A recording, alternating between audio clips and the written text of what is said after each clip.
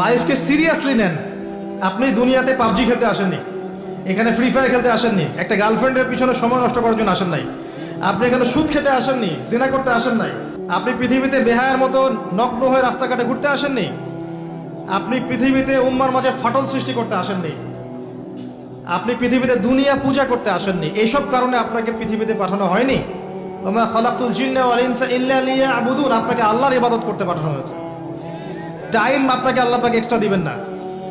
যতটুকু লেখা আছে আপনার লাউহে মাহফুজে, একটা দিন বাড়বেন, একটা দিন কমবে না। আপনি জানেন না আজকে লাস্ট দিন কিনা, আপনি জানেন না আজকে লাস্ট দিন কিনা। আপনি চাইলেও, যদি আজকে লাস্ট দিন হয়ে থাকে, আপনি চাইলেও আরেকদিন বেশি বাঁচতে পারবেন না। অতএব আল্লাহর হয়ে যান। আল্লাহ থেকে এসেছি, আল্লাহ চলে যাব। আল্লাহ সৃষ্টি করেছেন আমাদেরকে, ওখান থেকে এসেছি, আবার আল্লাহর দিকে কি হবে, ফিরে যাব।